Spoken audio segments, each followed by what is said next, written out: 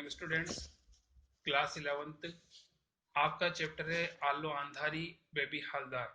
और इस चैप्टर के माध्यम से मैंने बताया कि किस प्रकार से लेखिका ने एक नौकरानी के रूप में अपना जीवन प्रारंभ किया।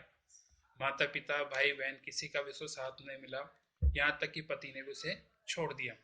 फिर भी आर्थिक विषमताओं को और सामाजिक परेशानियों को ध्यान में रखते हुए उसने अपने जीवन को निर्वाह किया, अपने बच्चों का भरण पोषण किया।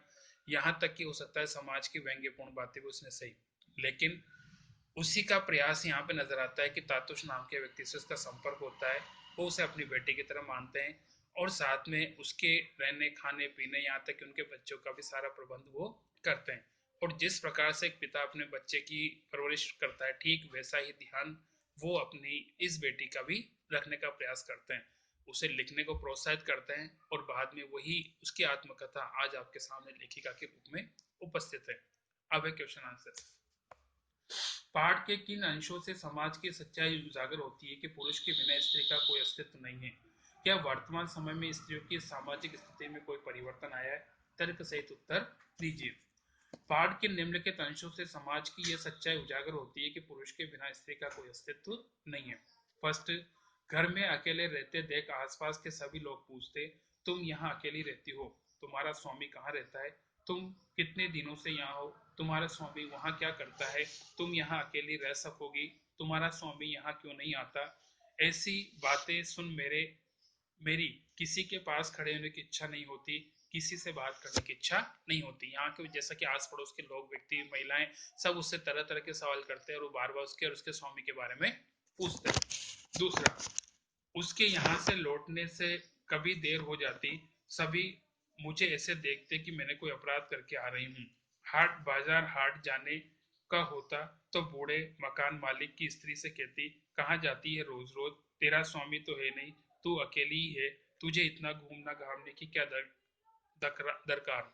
यहाँ पे जैसा कि उसके आने जाने पे पाबंदी लगा देगी, किस प्रकार से वो बाहर आएगी जाएगी, और ये सब समाज की तोहिन, समाज उस पर तोहिन लगाता है।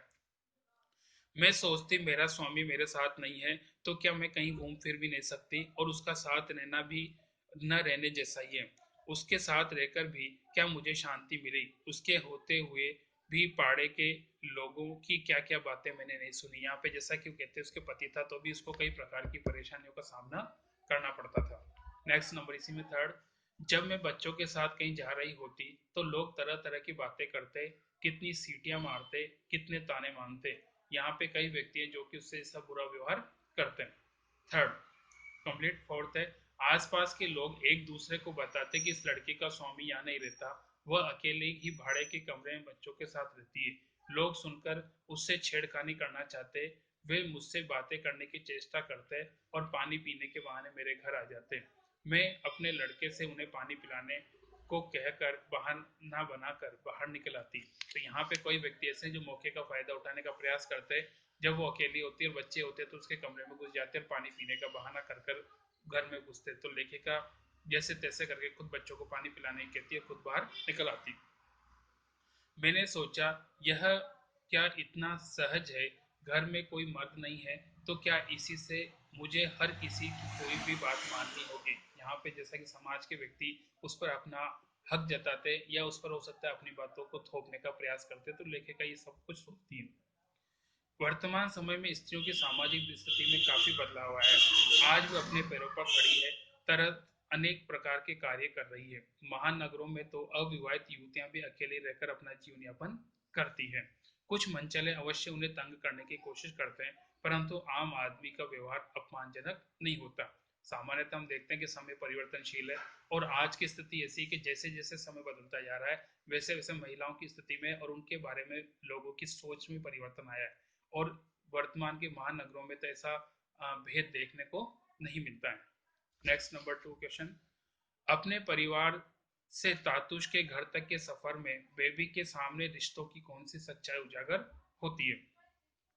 अपने परिवार से लेकर तातुश के घर तक के सफर में बेबी ने रिश्तों की सच्चाई जानी। उसने जाना कि रिश्तों का संबंध दिल से होता है, अन्यथा रिश्ते बेगाने होते हैं।